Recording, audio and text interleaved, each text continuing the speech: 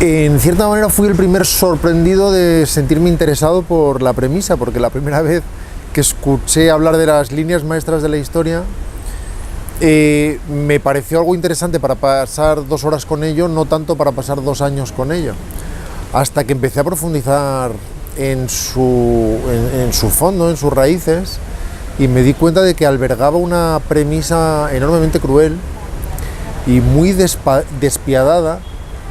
que relacionaba con el cine de Polanski, mucho más que con el de cualquier saga juvenil reciente en la que podamos pensar. Y ahí es cuando me encontré inevitablemente impelido a formar parte del proyecto, porque lo que encontré es una resonancia muy profunda con el precio del talento, el carácter erosionador, desgastador de la genialidad, y cómo conseguir un gran logro que no esté sostenido en el esfuerzo y en la disciplina exige igualmente un precio que acaba por ser uno mismo. Y ahí es cuando encontré esas mimbres profundas con las que me sentía completamente afín y que me permitían hacer una película completamente personal. Es verdad que uno de los nexos entre las pelis que he hecho hasta ahora es ese, que los personajes de alguna manera se ven sometidos a fuerzas superiores a ellos y que tienen que pagar un alto precio por alcanzar algún grado de despertar. Y eso sucede también cuando el personaje es un adolescente, o una adolescente, como en este caso le sucede a Kit. En cierta manera se ve obligado a atravesar ese pasillo oscuro del que habla el título original y la novela original, que no es sino el tránsito oscurísimo de la adolescencia, en que uno tiene una relación con el entorno muy hostil, muy violenta, todo es terrorífico porque hay muchas preguntas y muy pocas respuestas, uno añora la comodidad de la infancia pero tampoco quiere volver a ella, quiere ser adulto pero le aterra, y se encuentra con que tiene que pagar el precio del dolor para crecer, que es lo que de alguna manera tienen que pagar todos los personajes de las pelis que he hecho de una forma siempre inconsciente. Al final uno no trata de contar un tipo de historia, sino que imagino que resuena en afinidad con una mirada del mundo y que acaba siendo inevitablemente coherente. Es posible que existan esas constantes y que eso identifique en un determinado grado de autoría, pero es algo en lo que procuro no pensar nada, porque, para empezar, porque no veo que haya nada sano en la autorreflexión constante sobre los motores que te mueven a hacer cosas, y sobre todo porque temo que el día en que encuentre las raíces de mis obsesiones se disipen de forma definitiva y quede paralizado, así que voy a dejar ese trabajo a otros. Aunque solemos hablar de trabajos de encargo, en realidad creemos que un director, cuando trabaja con Hollywood, recibe un guión acabado y empieza a rodar el siguiente martes, decidiendo solamente dónde se pone la cámara o algo así. No funciona así. Cuando están interesados en un director con mirada o con voz personal, porque creen que es quien va a elevar esa historia o va a llevarla a un terreno interesante,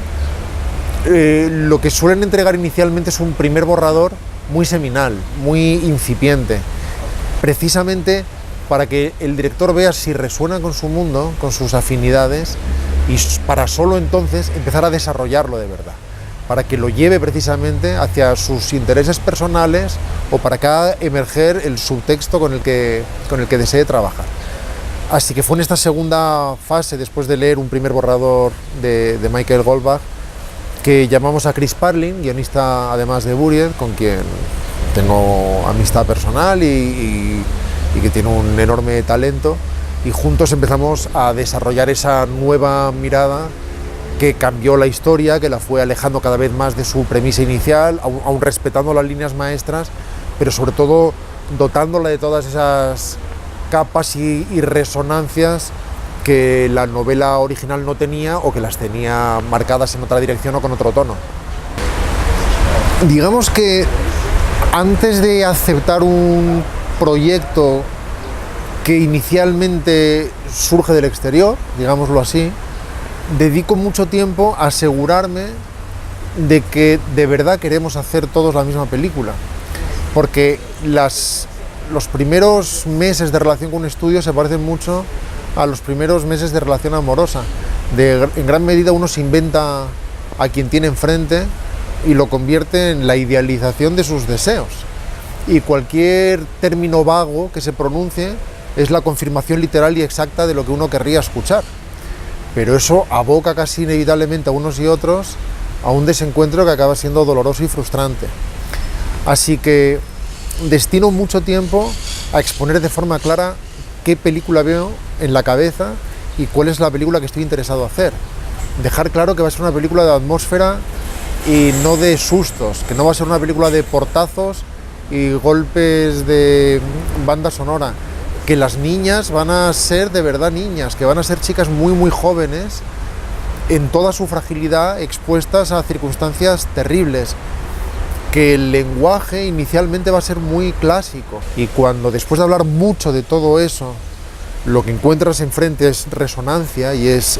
nos interesa esta mirada, es cuando das de verdad el paso y dices, entonces vamos adelante. Y aún así ahí empieza siempre la guerra, que no es contra enemigos, sino que es parte de la dialéctica del proceso con el trabajo con un estudio desde el inicio de la historia del cine. Nunca tienes alrededor enemigos, nada de lo que tienes alrededor es personal, pero todo es un esfuerzo diario inconstante en el que tienes que ir ganando terreno milímetro a milímetro. Sí, es un camino extraño para el que yo mismo no encuentro explicación. Trabajo siempre con Víctor Reyes, es verdad, desde el primer momento se convirtió en uno de los colaboradores más leales y talentosos con los que uno puede imaginar. Tiene un talento increíble, su actitud además excede cualquier deber y además mi implicación con el mundo de la banda sonora siempre es profunda y es algo que a él siempre le estimuló desde el primer instante, lejos de considerarlo una intromisión. Así que hemos hecho un tándem al que yo no querría renunciar porque conseguimos ir juntos a zonas con las que me sería muy difícil llegar quizá con otros compositores. Es un regalo trabajar con él. Y es verdad que he hecho 4 películas con 4 directores de foto distintos,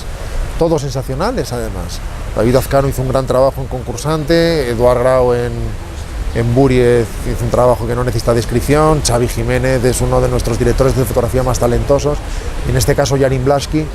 que es el operador de La Bruja, uno de los grandes y más prestigiados títulos de terror independiente reciente, con esa vocación casi pictórica, muy naturalista, con un talento único. No lo sé, ha tenido que ver con muchas cosas, ha tenido que ver a veces también con fechas de producción, algo tan sencillo como eso, como que un operador estaba ocupado en otro proyecto y no ha podido colaborar. Tiene que ver también con que cada historia demanda una aproximación distinta, o al menos así es como lo ves en tu cabeza, en términos pictóricos, plásticos, sensoriales, demandas determinados matices y buscas al colaborador que crees que más dotado está para llevar la película a ese terreno. Son muchas razones, pero por ejemplo con todos los operadores que he trabajado volvería a hacerlo encantado. Ninguno de estos motivos es personal en absoluto. No ha quedado material fuera de rodaje salvo una escena de piano precisamente.